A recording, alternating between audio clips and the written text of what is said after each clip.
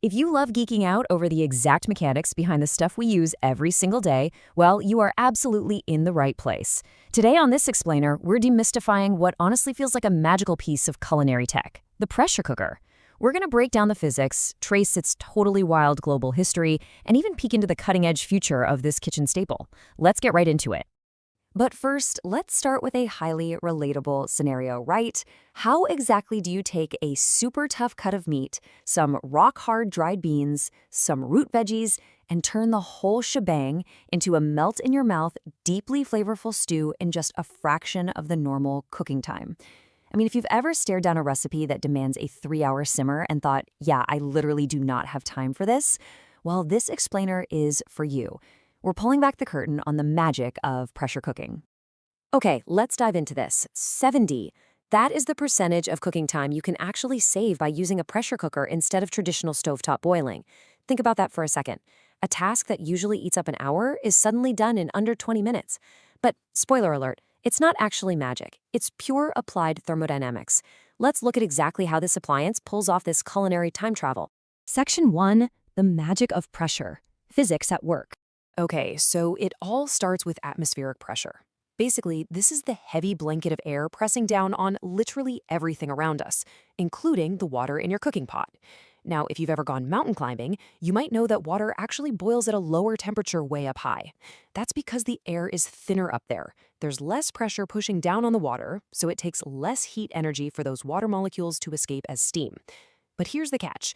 If we want to cook food faster, we actually need a higher temperature.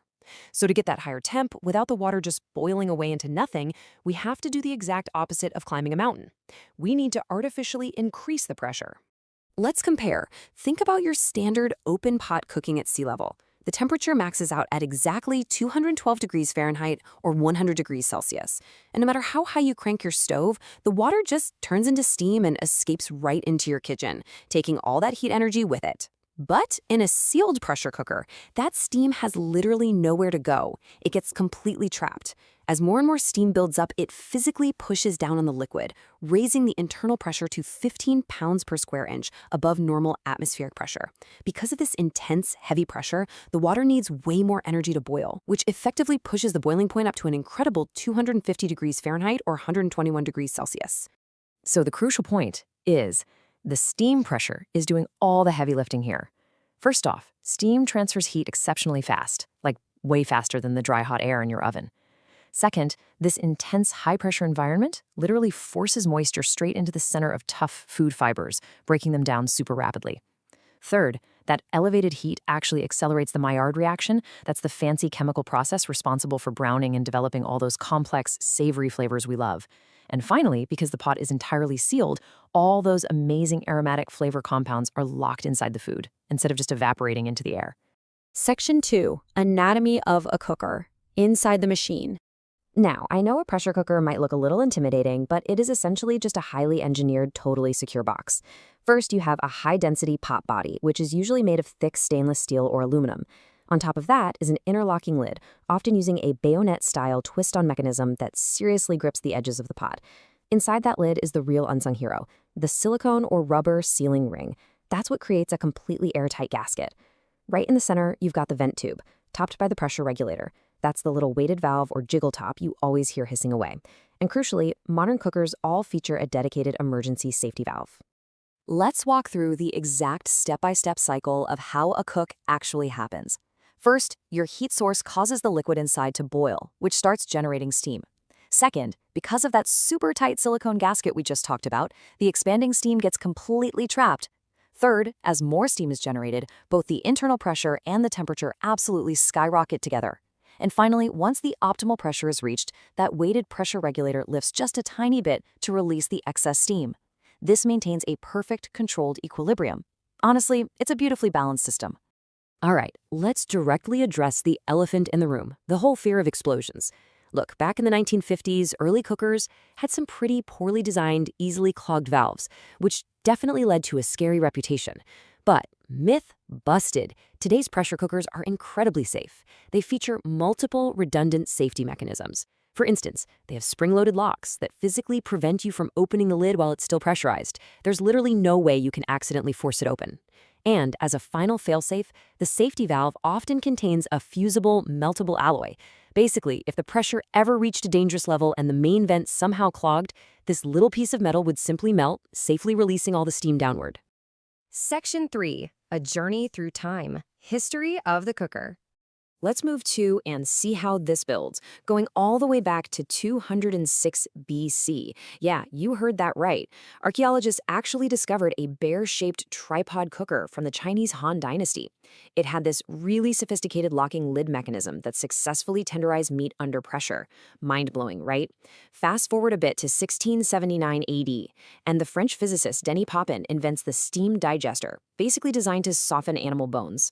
Then in 1919, Spain granted a patent for the Ola Express, or the Express pot, which actually came with the very first dedicated pressure cooking recipe book. By 1938, Alfred Vischer introduced the first true home use model in New York, completely liberating the modern household. And finally, in 1991, the digital era kicked off with the emergence of the very first fully electric pressure cookers.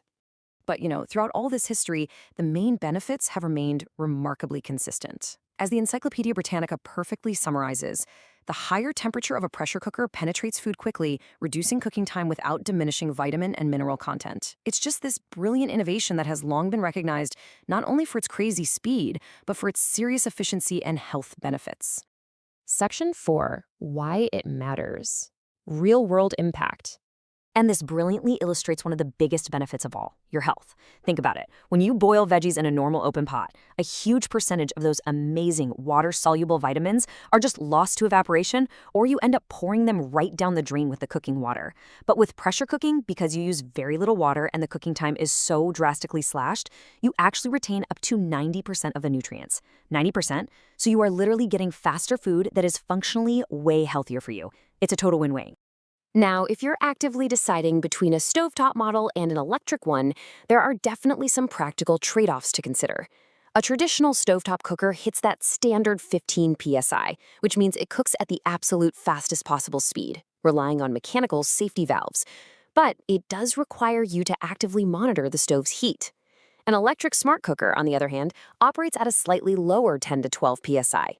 That means your recipes might take about 25% longer than they would on the stovetop.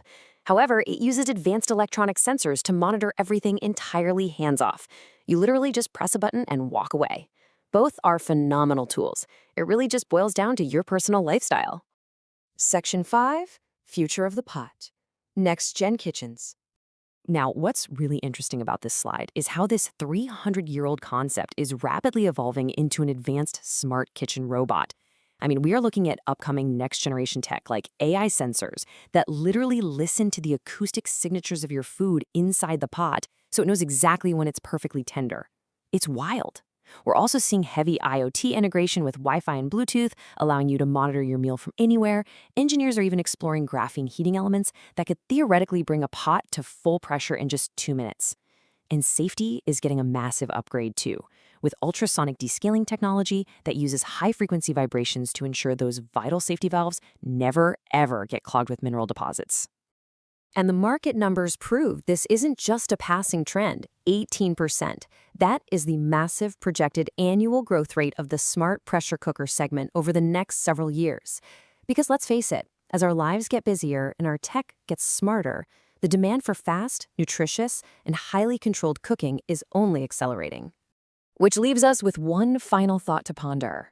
From that ancient Han Dynasty tripod, to Denis Papin's quirky steam digester, all the way to today's modern AI-assisted multi-cookers, this single piece of technology has totally transformed how we feed ourselves as a species.